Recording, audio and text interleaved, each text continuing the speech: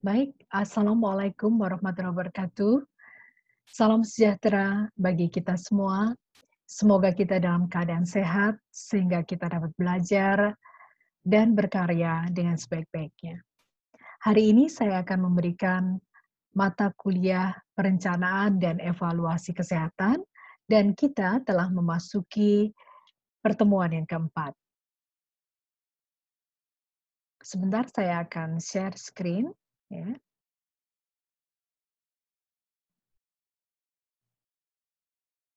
Hmm,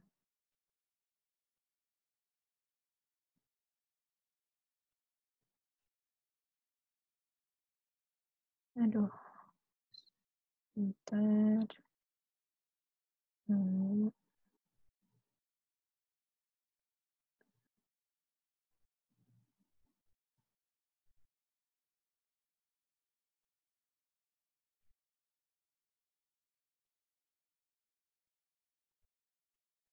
Sebentar ya, ini memang agak lama karena, komputernya ada sedikit masalah.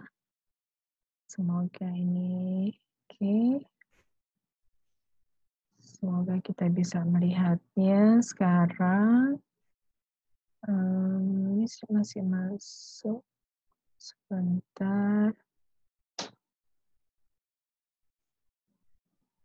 bentar ya, oke. Nah ini,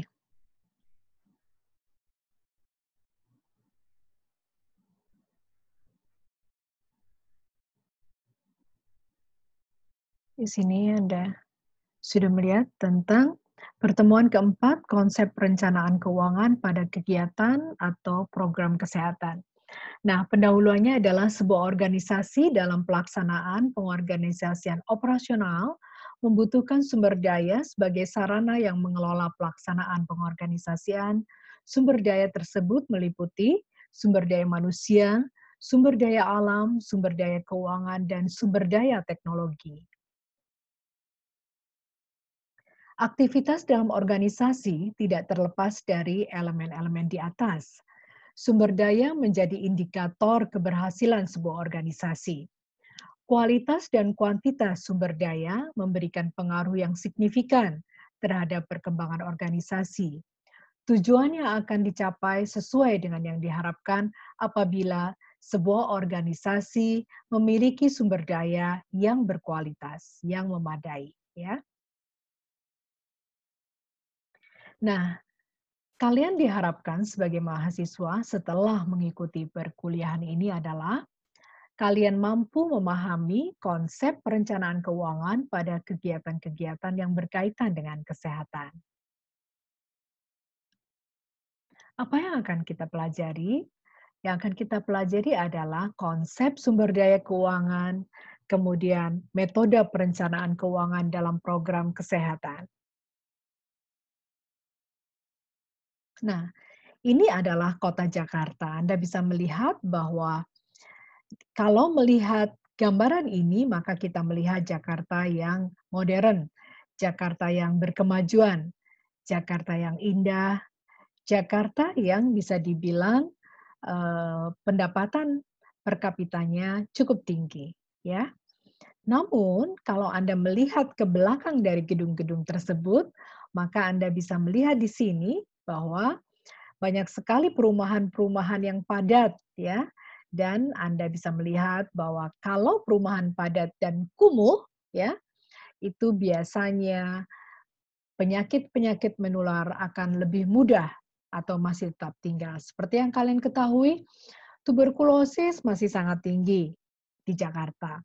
Demikian juga penyakit-penyakit demam berdarah, kemudian eh, penyakit bahkan HIV/AIDS. HIV/AIDS sangat tinggi di Jakarta, ya.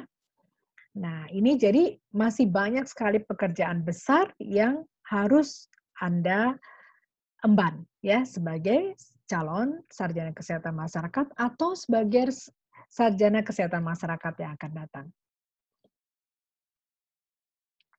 Nah, ini adalah tentang sumber daya.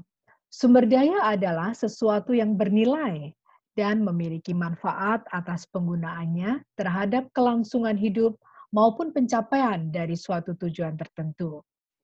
Sumber daya dapat berupa fisik atau material maupun non-fisik atau energi ya. Energi, tenaga ya, itu tidak nampak ya. Kemauan itu tidak nampak, tapi itu juga merupakan sumber daya ya. Keinginan untuk maju itu tidak nampak, tapi itu adalah sumber daya. Nah, di sini Anda lihat bahwa sumber daya merupakan unsur lingkungan hidup yang terdiri atas sumber daya manusia, sumber daya alam hayati dan non-hayati, serta sumber daya buatan. Nah, pada pertemuan keempat ini kita memang lebih banyak bicara tentang sumber daya keuangan. Nah, di sini kita lihat bahwa keuangan merupakan bagian dari proses operasional, pengorganisasian, aktivitas-aktivitas yang dilakukan oleh manusia di dalam organisasi membutuhkan anggaran agar mendapatkan hasil yang maksimal. Keuangan perlu dikelola dengan sebaik mungkin agar keuntungan yang telah direncanakan dapat dicapai sesuai dengan yang diharapkan. Nah, pengelolaan keuangan di dalam organisasi meliputi seluruh kegiatan yang dilakukan oleh semua bagian yang ada di dalam organisasi, baik itu pemasaran, pembelanjaan, bukan pembelajaran ya, administrasi dan kegiatan yang berkaitan dengan sumber daya manusia. Ya, bentar saya sambil minum dulu sebentar ya. Nah, berikutnya adalah dalam sumber daya keuangan juga, seringkali sebuah organisasi mengalami masalah dalam proses pengorganisasian. Hal ini disebabkan kurangnya ketelitian di dalam pengalokasian keuangan. Aliran keuangan yang masuk maupun yang keluar harus benar-benar dikelola dengan cermat. Untuk itu dibutuhkan perencanaan yang matang, ya, berkali-kali di-exercise ya, sehingga perencanaannya betul-betul matang dalam hal pengeluaran dan pemasukan agar keuangan yang digunakan benar-benar efektif. Nah, pemasukan dan pengeluaran. Perencanaan pengeluaran dan pemasukan dapat berupa merencanakan penghitungan pengeluaran seperti penggunaan modal, pembelian sumber daya alam, pembayaran tenaga kerja, ya, pembayaran pajak organisasi atau pajak pendapatan semua pekerja di dalam organisasi tadi, ya. Kemudian asuransi, ya, pembayaran pinjaman serta biaya overhead, ya, atau biaya kegiatan. Nah, di sini kita lihat bagaimana menghitung pemasukan yang didapat baik dari pinjaman ya maupun dari keuntungan atau profit dalam pelaksanaan kinerja agar terhindar dari kerugian. Ya ini. Jadi perlu tadi Anda bisa lihat dalam perencanaan yang matang, perlu pengelolaan ya, kemudian menghitung pemasukan yang didapat baik dari pinjaman maupun dari profit ya, supaya kita terhindar dari kerugian yang mungkin timbul ya. Nah, berikutnya adalah perlunya pengawasan kinerja dalam organisasi. Ya, jadi, karena ini menyangkut keuangan, maka kita lebih baik, prudent istilahnya atau, berhati-hati. Nah, setelah melakukan perencanaan, langkah-langkah selanjutnya adalah menyusun pelaporan keuangan secara tertulis agar informasi mengenai pengeluaran dan pemasukan jelas keberadaannya, serta dapat membantu proses pengawasan kinerja dan dalam pengambilan keputusan. Ini adalah laporan keuangan. Nah, bagaimana laporan keuangan biasanya? Maka pelaporan tersebut dapat berupa laporan keadaan keuangan dalam kurung kas ya, uang kas yang tersedia di dalam organisasi secara berkala.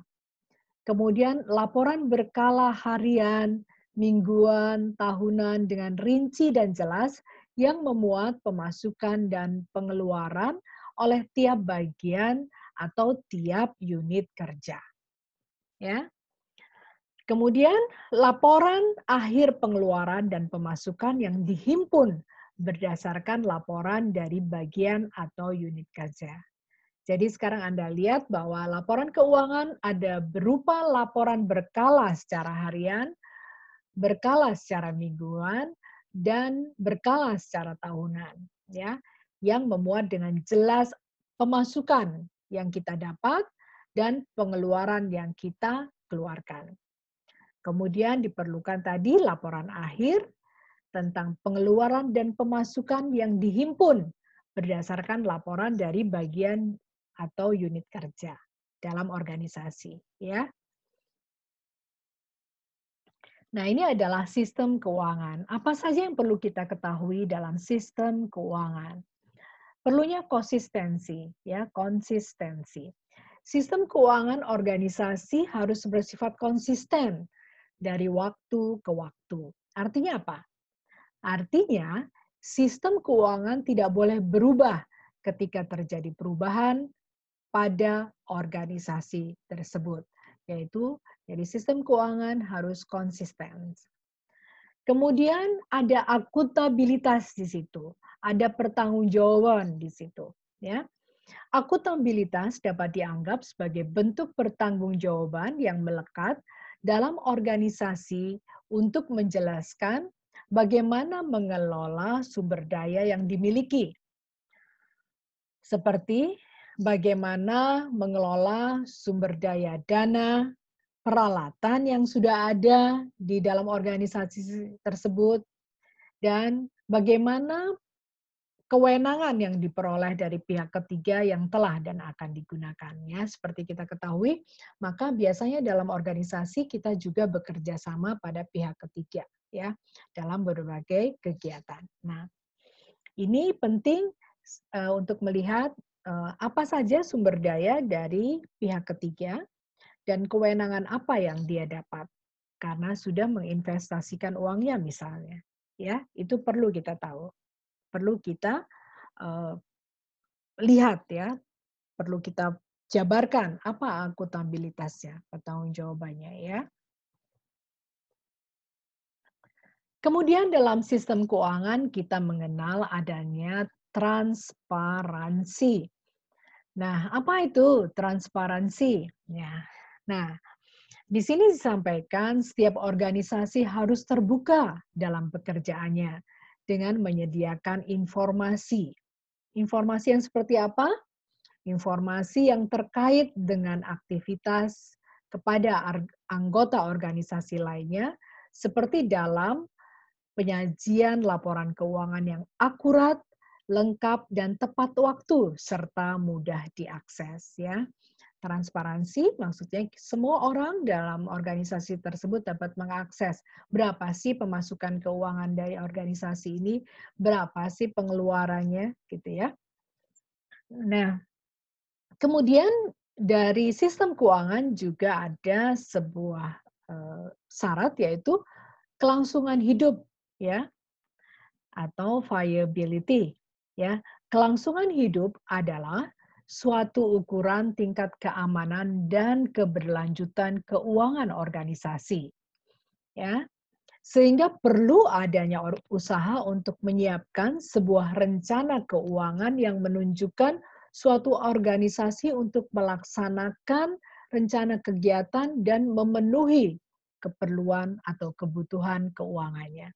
Ya, maka itu penting untuk melihat, untuk membuat, untuk menjamin kelangsungan hidup dari sebuah sistem keuangan di dalam organisasi.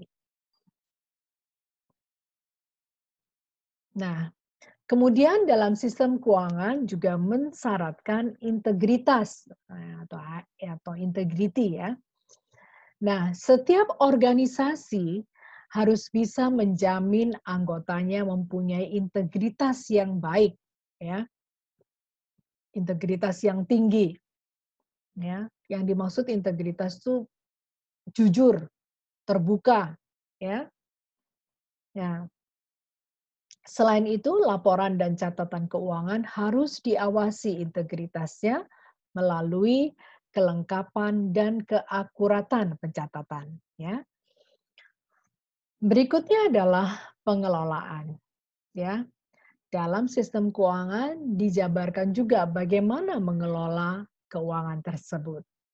Nah, di sini disampaikan bahwa dana organisasi yang telah diperoleh, ya, yang telah kita terima, yang telah kita dapatkan, itu harus dapat dikelola dengan baik, ya, dengan memperhatikan resiko-resiko keuangan, kemudian membuat sistem pengendalian dan sistem keuangan yang sesuai dengan organisasi. Itu merupakan langkah-langkah yang baik ya, guna mencapai tujuan yang telah kita rencanakan, guna mencapai tujuan dari organisasi yang telah dicanangkan ya. Kemudian dalam sistem keuangan lagi mensyaratkan standar akuntansi ya. Sistem akuntansi yang digunakan organisasi harus sesuai dengan prinsip-prinsip dan standar akuntansi yang berlaku secara umum yang digunakan organisasi-organisasi lain dan termaktub juga dalam eh, pasal-pasal di produk hukum ya.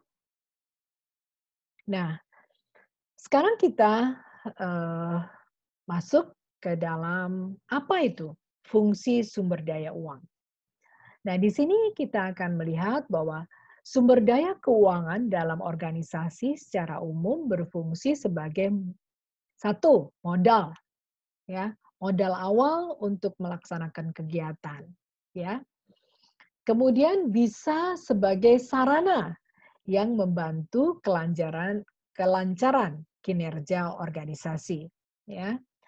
Yang ketiga adalah sumber daya uang adalah mampu memenuhi kebutuhan sumber daya manusia, baik dalam kegiatan pembelanjaan, kegiatan organisasi, maupun pemberian upah kepada pelaksana kegiatan tersebut. Ya.